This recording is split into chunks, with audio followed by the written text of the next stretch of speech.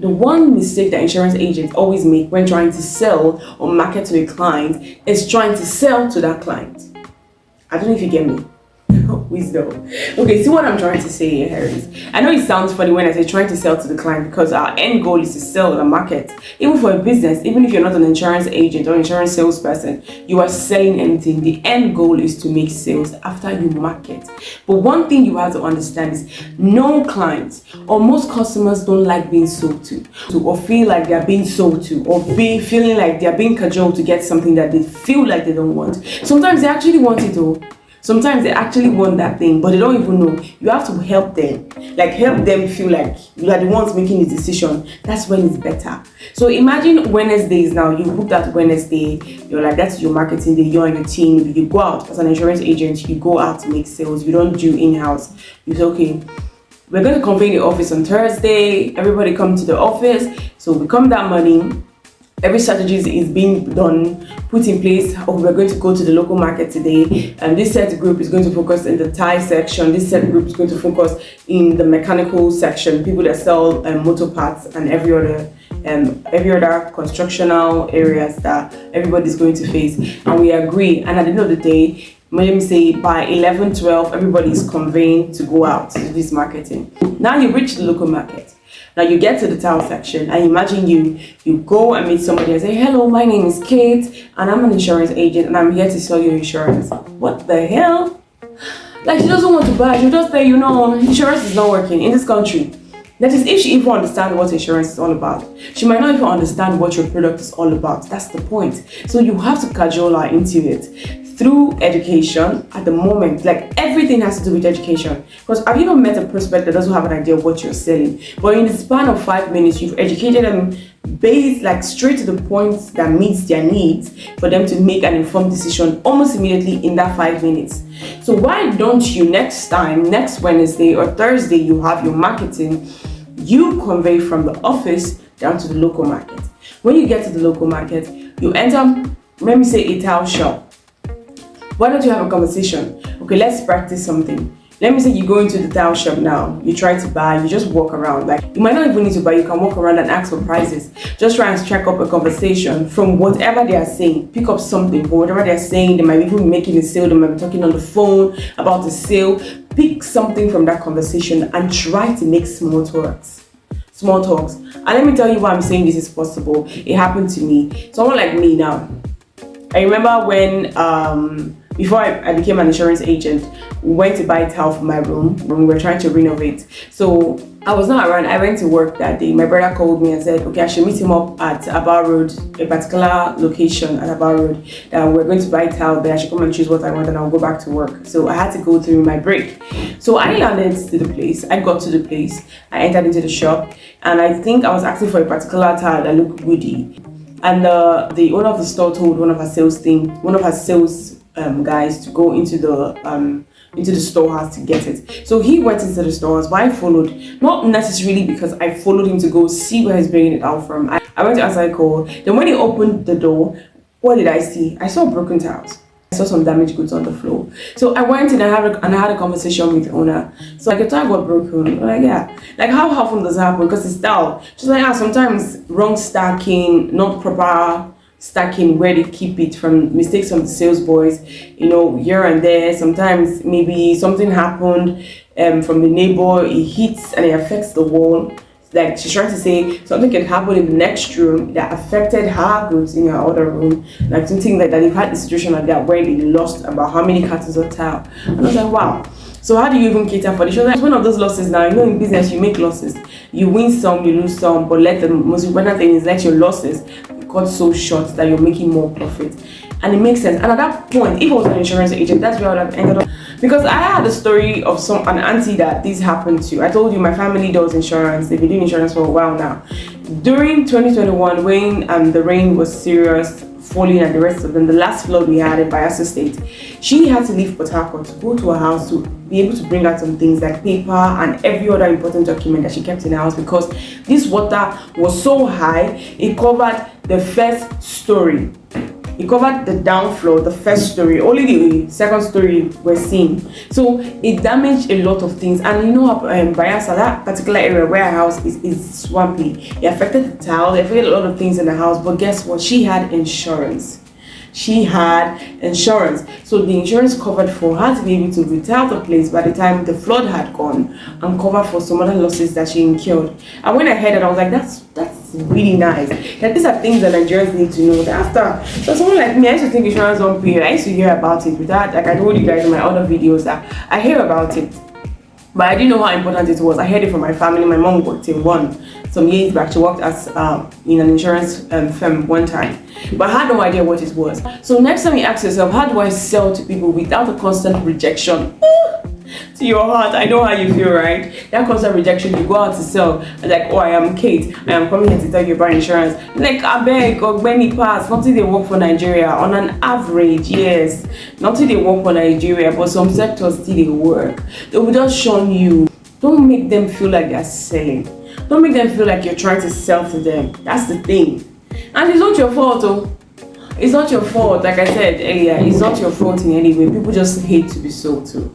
You begin to hear things like, when I don't come again, and they don't want to feel like they're spending money or lose the little that they have on something that they don't even understand. And that's why education is very important. I've seen a situation where somebody came to the car stand without having an idea of what he wanted to buy, but had money. He came to check for prices and every other thing. But at the end of the day, went home with a Sienna, a family car, which he didn't intend to buy in the first place, just because you were able to strike a little conversation with him, trying to know your prospect, just bond over something else.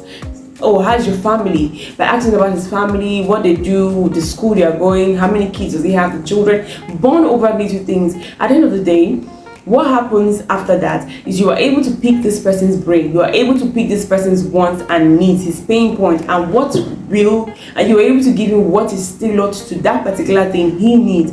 One thing in sales is sometimes people don't know what they want. You have to cajole them into knowing what they actually want, or educate them into knowing what they actually want to get that best option for them. Most of the time, they want to feel like they're the ones making the decision. Do you get? Exactly. So imagine me now having a conversation with that woman. Going back to the towel lady. After I asked her, so how do you cater for the loss? She said, these are one of the things that happen. That she says, okay, these are losses come, but we make more money than the losses. I'm like, well, how would you do? What have you done to reduce it? What have you done? You know, and imagine I go further to ask, okay, what have you done to reduce these losses to make sure that it goes as little as the lesser percentage that you're getting now? She's like, the losses are not that much. I said, what if you're able to do something that will make it lesser? I'm like, what if person wants? She's like, what can someone do? I'm like, you know, this kind of thing. Sometimes you wish you don't even lose at all. Because I was like, have you ever tried insurance company? She's like, what's that? They answered, they help you cater for your losses now. All these losses now you're getting, and you're going to get your money back. Like everything. She was like, everything. I was like, yes. She's like, how do they do? I was like, they should be like, okay, how does it work? And I just educate her. If you're able to pay a small amount of money, you're able to cater for this loss. Probably your loss is about 1 million to 500,000, or 20 million or 10 million. Imagine you being able to get back the 10 million to 20 million naira worth of goods that were destroyed completely by you paying a smaller amount out of your profit. So that's something that you should think about. Like, what do you think that's? She's like, how do I know? It's like, it happened to my auntie. Then I would not go further. At that point, if I was an insurance agent, this is what I would do. At that point, I will now go further to tell her about my auntie, like using a story that she can relate to, using her house, my auntie losing her tile on the floor and so many other properties in her house due to flood. Getting her money back, was able to repair the tiles, the walls had cracked, like, you know, she was able to renovate totally without her money coming out from her hand, because the money that she had paid to the insurance company all this time to what was paid out to her, she got out more than what she had put in. So it's like she's been saving up for the house in case eventualities happen, because that's the point of insurance. Like, and I'll tell her the story, and that is it, how she was able to overcome it through insurance. That way she was like, wow, do you know anyone? Say, hey, you can walk into anyone now. Imagine I was not an insurance agent. I can tell her, oh, you can walk into anyone. You know, Leadway, you know, NCR. You just call the popular ones for her that she knows. Like, you've been seeing them, they've been there. Then imagine at least everybody knows Leadway. Everybody knows NCI, everybody knows cornerstone insurance, mutual fund. And imagine how those are things we used to hear on the radio when we were little. A lot of people know these companies. I'm like, my answer, I've been seeing these companies all this while. I know them, they've been there, they've never closed down. What happened? This is what they do. I say, yes, ma. They're like, oh, do you know anybody? I was like, I can connect you to my auntie, get somebody.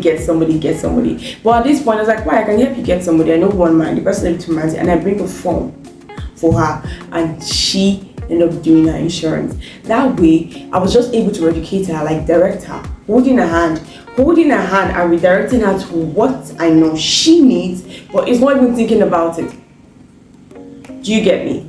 It's me directing her, me making her feel that she made that decision all by herself, based on her own emotions and based by her connection, based on her emotions and that connection that she had with the story of my auntie that had similar situation and how she was able to get her money back.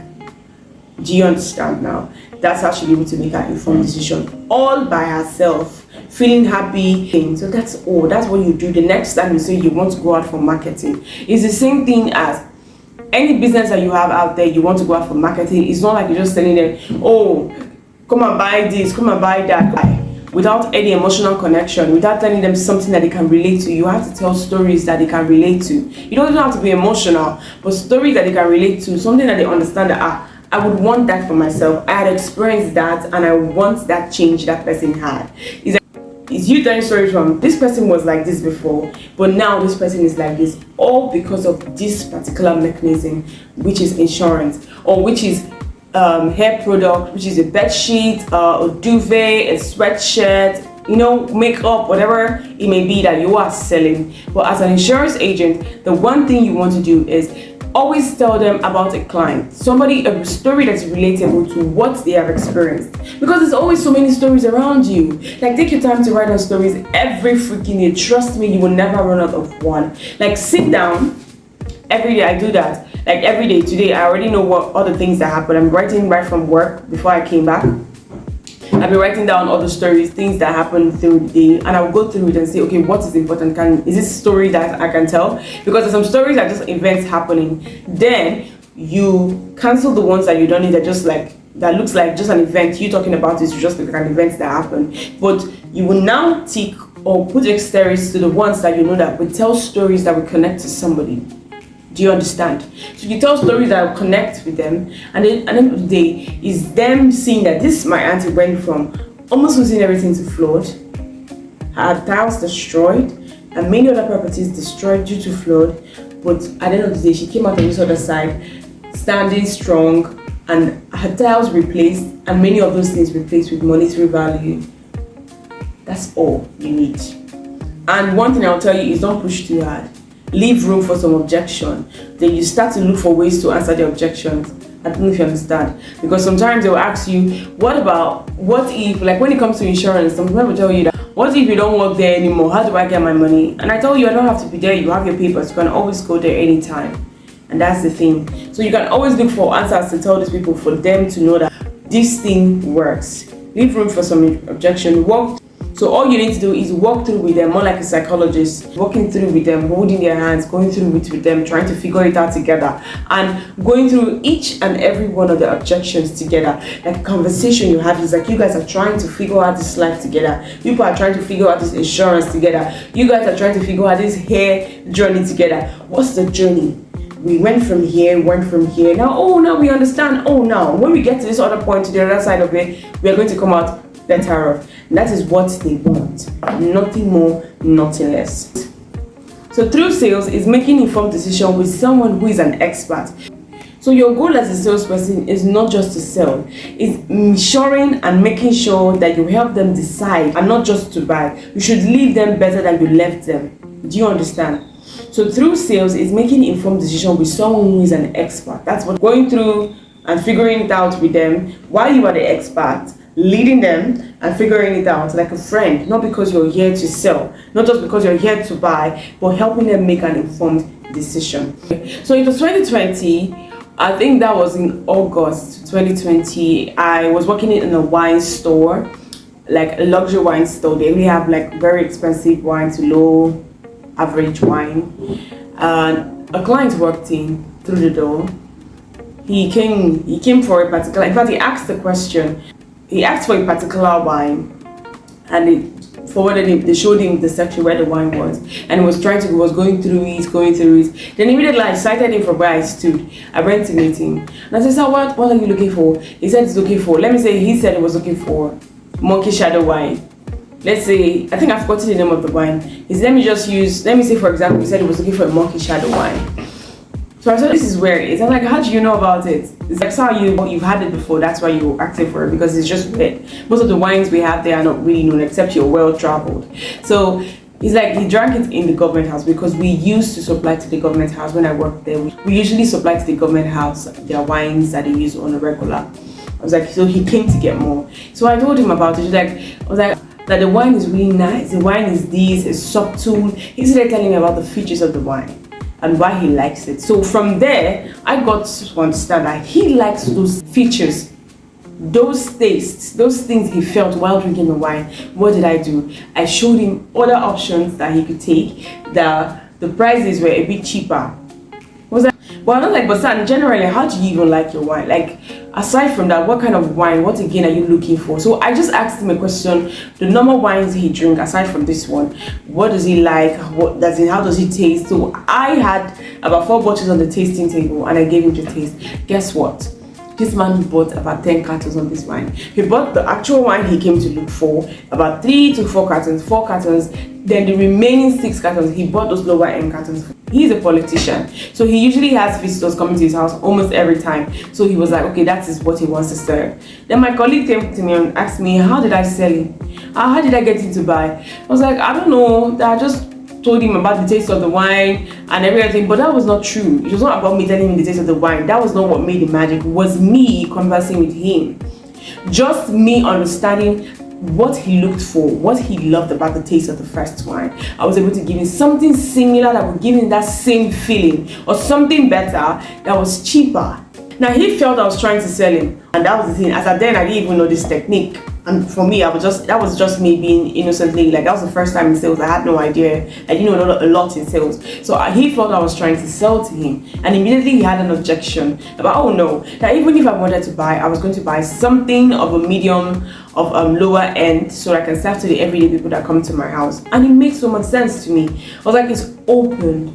And I showed him this other one. So I called him to the tasting table immediately and gave him those lower end wine for him to taste. That is good enough, based on the informed decision that I made, based on the kind of taste of wine that he's looking for. And that was it. He bought 10 cartons and left. Made the sales. So no clients love to be sold to. They want to feel like you are giving them value, something that they actually need.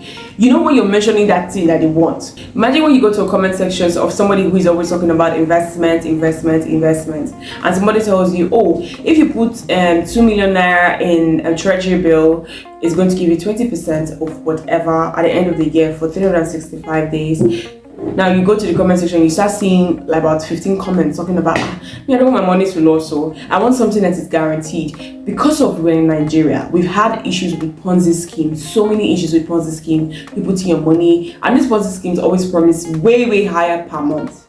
We still lose our money. So you hear the skepticism in the citizens' voice, like people in the comment section telling you, I want something that is sure. I want something that I know that when I put it, it is sure that it's going to come out, no matter how small. And this person has already told him that you put in this money, something is going to come on it. Like, even if it's 5%, excuse me, even if it's 5%, they are willing to put it because they know that normal savings account yields nothing. Instead, they just pay taxes upon taxes and bank charges that end up removing what's the real cost of the money that you kept in your bank worth.